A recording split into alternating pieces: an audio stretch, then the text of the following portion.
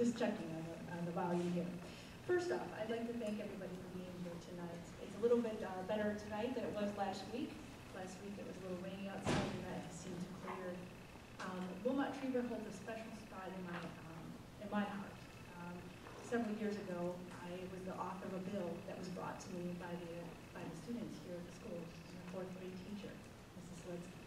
And today those students are sophomores in college. But just recently, I heard from a UW Parkside professor. She called me about one of her students that she had, and I was kind of taken back by it. And she called me to tell me about one of the students who was one of the lead people who came to Madison to testify in the bill, Lauren. And she wanted to come and tell me this story. She wanted to tell me this story because Lauren has done such a great job and did a great job, and it changed her perspective of me. And you know, legislators, we do a lot of things in Madison, but one of the things that is most important is listening to the people. And when this bill came forward to me, it wasn't a big idea, but it was an idea brought forth by the students. People didn't realize that the cranberry industry in Wisconsin is a multi-million-dollar industry here. And people say, well, we don't have a cranberry box here in Kenosha County, but we have ocean spray right here in Kenosha. And it employs over 250 people. And that's why that bill was so special to me. And it's great to be back here where it all started. And the students today are making me so proud. And I always thought Lauren was going to be a lawyer, but it turns out she's going to be a social worker. So that's why we're here. We're here tonight to talk about education. We're here to talk about the challenges facing our state and the special people that make our job easy to do. And I know that things have been very difficult. This last legislative session, we had a balance of $3.6 billion budget deficit. And it wasn't easy. It really wasn't. We had to make very difficult choices. And some of those choices affected local governments, be it schools, or local municipalities. And so tonight we're here to talk about many issues. And I hope that you gain some knowledge on both John and I, and I look forward to a good discussion. I do want to thank you for coming out this evening. It's not snowing, but it's drizzly, cold. It can be worse. It's Wisconsin. We're used to this. But I want to also say thank you to the Wilmot Trevor School District for putting this on. I think this is an important function to let people know where the candidates stand. There is a difference between the candidates, and I think it's reflected in the priorities they chose in the last budget.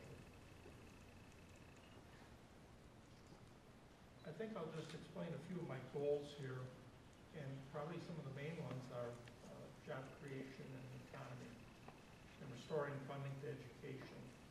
Those all kind of go together. If you think of education and what it does to create a workforce that's intelligent and can think and work into the future, and you think of the job training, and those are two things that were cut this year in the budget, in this state's budget, and that has a big effect. Teaching is not an easy profession. Serving on a school board isn't an easy profession either. But, the budget passed actually makes it harder, and we should be doing everything we can do to help our teachers, to help our schools, to make sure they can make a difference and teach the folks, our most valuable resource, the children, to be successful and to have a great career and to make a living and help move the state forward. It's important to the economy that we do everything we can for education. Every dollar we invest in education has a great return to our state's economy. An educated workforce, a great education system, a great infrastructure. Those are all things companies and employers look for in a community to locate. I have the honor and distinction of being the village Pleasant Prairie president. I know what it takes to bring companies into Wisconsin, into our communities. It's not easy. We're competing not only locally but worldwide. And if you lack in any of the things that help create the workforce they're looking for, to have the training programs they're looking for, they look other places.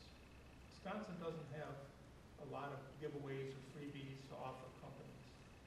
But the did best in the past are the things that companies have looked for and said, this is the place I want to be. I also want to work on dividing a divided state, uniting a divided state, and working together to bring jobs and a healthy economy back to our state.